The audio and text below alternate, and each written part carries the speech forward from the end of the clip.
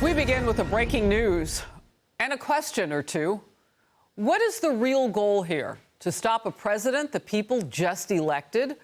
To force him to fight a case at age 83 after his presidency? Judge Juan Merchan has just paused all deadlines associated with President-elect Donald Trump's New York criminal conviction. This move takes Trump's scheduled November 26th sentencing off the table. And the timing is whether to consider the effect of Trump's election as president on the conviction against him. I'm Harris Faulkner, and you are in the Faulkner Focus. The judge pushed back his own self-imposed deadline on whether to toss out the verdict after the U.S. Supreme Court's decision, which gives presidents broad immunity from criminal prosecution. That ruling is now expected on November 19th. So we have another delay, and we're going to wait to see what this judge does with that, even though the U.S. Supreme Court has weighed in. Trump's team called to freeze and ultimately throw out the entire case so he can focus on his second term as president. Again, what is the goal here? Is it to try to stop that from happening? The people have decided. A jury convicted Trump earlier this year of all 34 felony accounts of falsifying business records related to payments to an adult film worker, Stormy Daniels.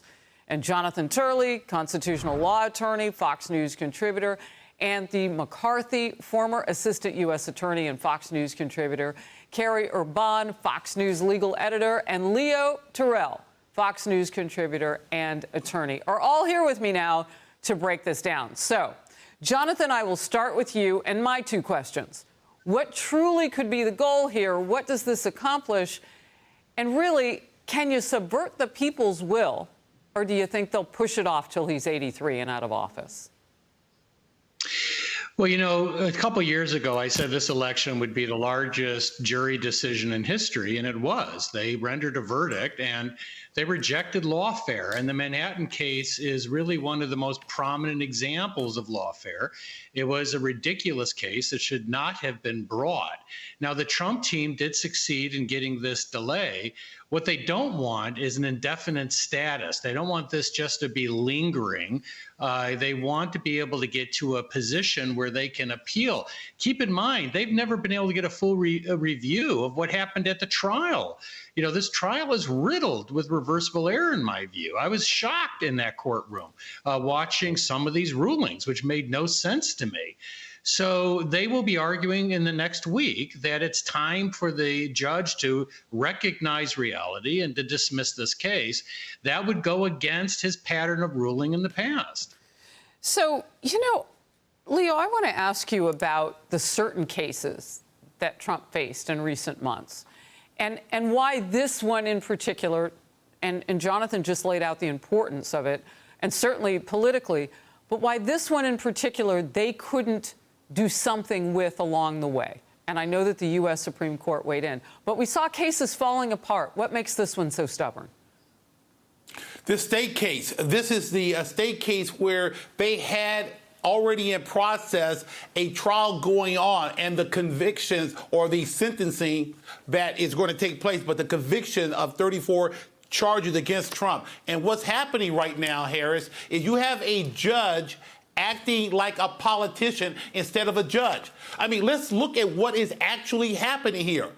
Official acts by the president are inadmissible per se. That is justification for dismissal. No one on this panel can sit here and tell anyone the impact of that inadmissible evidence on the jury. The judge should dismiss this case, but he won't. He's acting as a politician today instead of a judge. And what the Trump team has to do is insist that this case is resolved, taking no type of substitution like a pardon or some type of dismissal. The President Trump team needs to get a complete vindication because he's innocent of the charge. I still don't know what the underlying charge is. So, Carrie, I've heard you say in particular about other cases, but certainly this one with a porn sex film worker in the middle of it all, Stormy Daniels, that some of this was put on to dirty up President Trump going into another election period. Can you talk about that a little bit and how this judge might look at kind of all of the salaciousness that we saw along the way? Oh, for sure. I think in large part, this case was driven by Matthew Colangelo. That's the man who left DOJ, top spot at DOJ to go assist Alvin Bragg in this case. I think they drove this case because they wanted the talking point of a convicted felon. And of course, the problem with all of that is in order for them to have made these so-called, misdemeanors felonies, they had to say that he was trying to cover up something else. The problem is we never learned what those something else's were. He didn't know. We don't know because the judge made a decision that the jury didn't have to tell us, which was crazy.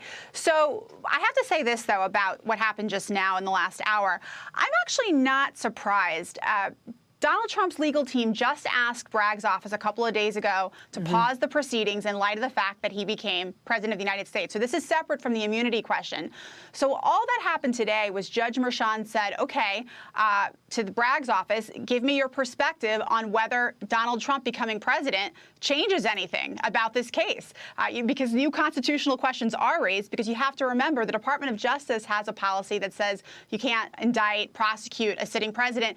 That's not been tested in the states, but in the spirit of that policy, in the spirit of the way we do justice in America, it is quite possible that Bragg's office submits a perspective along those lines to Judge Merchan next week. So, Andy, if somebody were going to hire you to defend them and it were Donald Trump at this point, what advice would you give him as an attorney going forward now? Well, I would do pretty much what they're doing.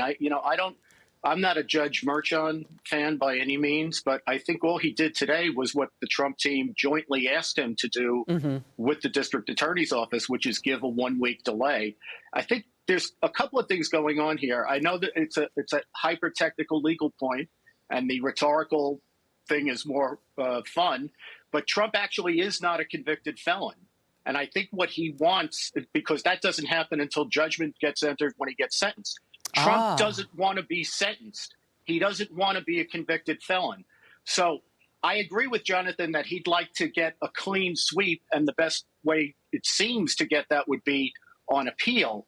But he's not going to get to appeal unless he gets sentenced first, which he doesn't want. So what I think the Trump team is asking for is, I want you, Judge Merchan, to dismiss this case based on the Supreme Court's immunity ruling and the fact that Bragg put in evidence that is in violation of that ruling. If you're not willing to do that, I want the proceedings stayed.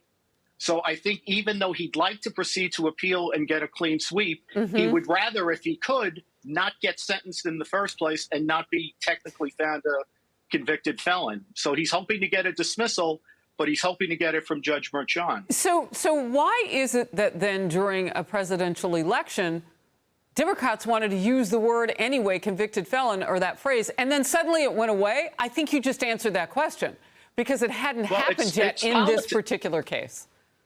Right. I mean, politically, you can call him whatever you want. He's a convicted felon. The jury found him guilty. But as a technical legal matter, he's not a convicted felon until the judgment of conviction gets entered at sentencing. And the whole point of this proceeding today was to try to get the judge to vacate the jury verdicts on the basis of the immunity decision and other errors at the trial. Look, making this even more critical, we have just gotten a statement in from a spokesperson on behalf of the president-elect Donald Trump. And here it is. At the request of the Manhattan DA, Judge Merchan has now stayed all previously scheduled deadlines, including sentencing in this case. The American people have re-elected President Trump with an overwhelming mandate. It is now abundantly clear that Americans want an immediate end to the weaponization of our justice system, including this case, which should never have been filed. So we can, and this is all a quote now, as President Trump said in his historic victory speech, unify our country and work together for the betterment of our nation. Jonathan, I'm going to get your response to that. Well, I certainly agree this case should never have been brought. The case was based on, and in my view, an unprecedented application of these laws. The judge made a mess of this case with making reversible errors left and right. So I certainly agree with that. The question is whether this will weigh that heavily on the judge. The judge that I saw in that courtroom was not someone who would take a balanced approach to these questions. I did find him very balanced at the trial. The issue for the Trump administration, to build on Andy's really insightful remarks, is what's better for you. People will continue to refer to the conviction on these counts and the colloquial use of being a convicted felon are likely to continue. The idea, and Andy made an interesting suggestion, that this could be suspended for the upcoming term, but I would think that would be the worst of all options for the president and for the country, by the way. And for the country, Jonathan, because then the question becomes, does he have to be careful in certain ways not to tick off some judge? I mean, this is a man who was under really unusual gag order rules the entire time. I mean, it really was hard to miss that across many cases. And so now you ask, if you're going to hold it till he's 83 and he's out of office, how does that impact what goes on between now and then? The people have voted. Leo, just a quick response to that, and then we'll move. Yeah, I agree with you 100%. To use this case and to hang it over Trump's head for 4 years is politics. And look, I've only been practicing law for 35 years. And I would just ask anyone to just answer this question. The inadmissible evidence of these official acts being introduced in trial, why can't the judge dismiss this case, period? Just answer that question first. I don't understand it. Wow. It's inadmissible evidence. It impacted the jury. Why can't he dismiss it? Why wait next week? He could have dismissed this case, Harris, weeks ago.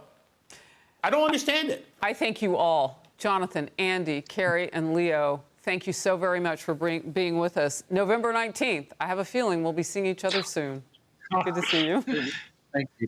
Hey everyone, I'm Emily Campagno. Catch me and my co-hosts Harris Faulkner and Kaylee McEnany on Outnumbered every weekday at 12 p.m. Eastern, or set your DVR. Also, don't forget to subscribe to the Fox News YouTube page for daily highlights.